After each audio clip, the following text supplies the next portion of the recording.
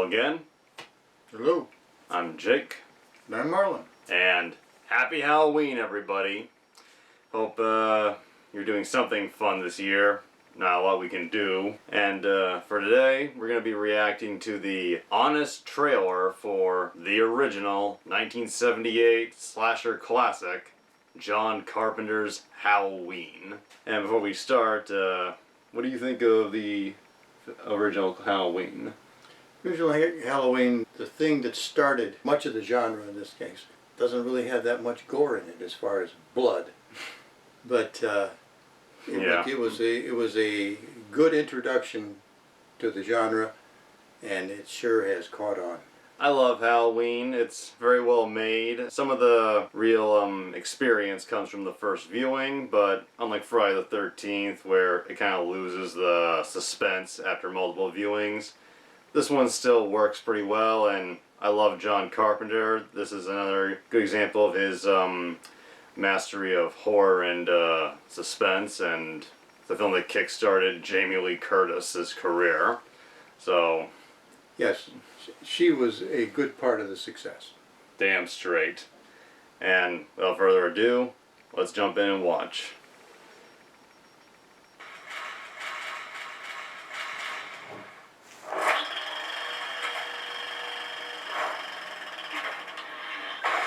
Before you see Halloween, the sequel to the original Halloween, but not Halloween 2, and definitely not this other movie called Halloween 2. Okay, wait, let me start over. Before you see the third Halloween 2, that's right, isn't it? Be sure to revisit Halloween, the first one, not the new one, and not the other movie Had the called same Halloween. title. Boy, this franchise is a mess. Yep, It's it Halloween is. night in a small town, and everyone is horny. Like, super horny. First I rip your clothes off, then you rip my clothes off, then we rip Lindsay's clothes off. Yeah, I think I got it. I know you're joking, but Lindsay's a child, you creep. Yeah. But this year, a killer is on the loose, and he's inventing or cementing every slasher cliche we'll get for the next 40 years. Like wearing a creepy mask, making spooky phone calls, only targeting suburban teenagers, only letting the final virgin girl survive, and eating dogs. Tom, he got hungry. Sorry, what's that? Myers the only one who actually eats the dogs? Probably for the best. Before Jamie Lee Curtis was a scream queen, her mom was in Psycho, Yep. making her a mere scream princess. Watch her goody two-shoes Laurie try to survive the night with her friend Annie, an a-hole. Poor Lori. Scared another one away. And Linda, star of the drinking game. Take a shot every time Linda says totally. Totally, totally, totally, totally, totally, totally, totally, totally, totally, totally. Yeah, totally the best Halloween I think it'd ever. still be alive by the You're end. Totally the Linda the best. I love you so much. Out to kill this Babysitters Club is Michael Myers, one of cinema's most iconic mouth breathers. Forget Instagram, cause he's stalking girls the old-fashioned way, standing in clear view of them, then somehow Batmaning into thin air when they're briefly distracted. Creep.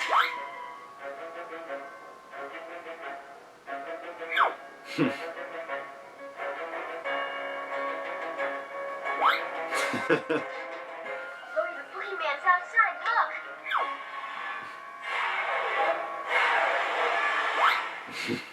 But Michael is just a monster made by the film's real Frankenstein, Loomis, a psychiatrist with a very loose grasp of psychiatry. I spent 8 years trying to reach him, and then another 7 trying to keep him locked up. Who doesn't exactly follow the Hippocratic Oath. Yeah, he's a questionable doctor. Really messed up this kid's face at some point, and doesn't even obey handicapped parking signs. Need an unstoppable killing machine? Okay, fine. But you were parked outside a medical facility, sir. Where is your placard? Dick! So strap in with one of the greatest horror films of all time. From Carpenter's masterfully tense directing and original score. Took him 4 days to do it. Focused writing and production. To Jamie Lee Curtis's star turn against a brand new horror icon. Just be sure to follow the upcoming sequel's lead and pretend none of the other movies ever happened. Trust us. Busta Rhymes. Starring The Shape of Slaughter. Laurie strode up to the wrong house, that's for sure. Huh? Yeah. Right? This guy knows what I'm talking about. Yeah, jokes are fun. Dr. Evil. Casey Affleck. The old man who knows the town's dark secret. Oh, Charlie Bowles. He got himself a hacksaw, and he kissed his wife and his 2 children goodbye, and then he proceeded... Where are we? Huh? The horny friend. The somewhat less horny, but still kinda horny friend. And the mystery creeper in the back seat of this car while Michael drives. Michael, look out! There's someone else in the back of the car! It's probably Loomis. Adventures in babysitting. Okay, that's good. You know what the real horror is? Living in a home where your parents only buy you the Kirkland Select knockoff comic books. Laser Man. Neutron Man, I can understand why. Tarantula Man. Worst cinematic universe ever. Effervescent, apple fritter, riboflavin. Oh dang Josh, I want my avocado. Pancreas. I got the meat sweats. Landfair pool quit. You know what? That's bait.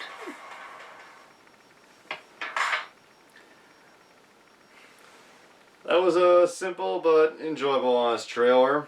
It didn't really rip into it, but I think it's still did a good job making a few jokes. Oh yeah, it did fine. Brought about some things about how things are all repeated except for the dog eating, and that part was well done. It was very funny. By the way, John Carpenter, for years afterwards, said he was not trying to make a moral statement that the only survivor was somebody who didn't have premarital sex. Yeah. Yeah, and also the whole don't do drugs when she clearly does smoke a joint in one scene. Yeah, Scream, when they laid out the rules for surviving a horror film, I think they lied to us. Halloween, like I said, the initial scares usually come from the first viewing, but it still holds up extremely well after all these years. Yeah, It's a mix of the score and the really well done performance of Nick Castle as Michael Myers. yes, they don't give him any backstory. He's just there doing. Yeah. As Carpenter put it, he did not want anybody to be able to identify with Michael, something that the latter sequels ditched completely because they were out of ideas and they had to come up with something original. And the honest trailers were on point with, this franchise has become a bit of a mess. Yes. Yes, it's started, stopped, changed, went in reverse. They had a pretty good first sequel, which admittedly is a little bit of a repeat of the first one, but it was a worthy follow-up. The third one, which I like, was a completely different story because they wanted to do the anthology thing, but no one liked that idea. So they decided to go back to the original with 4, 5, and 6, but Jamie Lee Curtis, I guess, decided she was too good for horror anymore. And so they were like, Laurie died in between movies. It happens. And then with number 7, they got Jamie Lee back, and to have the character back, even though they said she died, they were like, 4, 5, and 6 never happened. No, there you go. Perfectly normal franchise. And then another sequel, remake, sequel, and then they put out a new one a few years ago, and unlike the last couple of sequels, they even ignored the second one. That's the way to go. They broke ground in so many ways. A franchise that has to reboot itself 3 times and change the series of events is not a good sign. And even though I do think the 2018 Halloween was enjoyable, I'm like, just let this fucking franchise die already. Even the Highlander series has given up at this point. Yeah. I think a couple of things that really kicked this off is that Carpenter is a talented director, number one.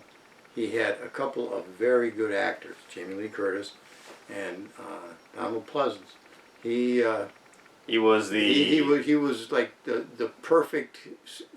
he was the Alec Guinness to this movie, Yeah. Star Wars. Yeah, he was, but there was something wrong with him too. So it was done well. Yeah. Him and Deborah Hill wrote a very tight screenplay together, balancing out things pretty well. Carpenter wrote a lot of stuff with Loomis and the Michael, and Hill wrote the stuff with Laurie and her friends to give it a genuine teenage female feel. And yeah, the actors were all good. Jamie Lee Curtis, as I said, is excellent as Laurie. But the other young actresses, P.J. Souls, and I can't remember her name at the moment. I'll put it down here as Annie. They were all pretty good.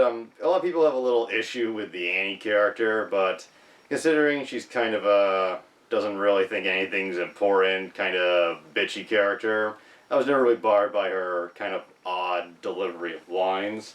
And the thing I really liked about the three girls in Halloween is each one had a very distinctive personality. You had Laurie, the innocent virgin friend. You had P.J. Souls as kind of the drunk, slutty friend. And then you had Annie, the kind of bitchy friend. And they gave them all, yeah, I said, different personalities. And some of them were more likable than others, but I think they all balanced out and they felt like a real group of friends, pretty much.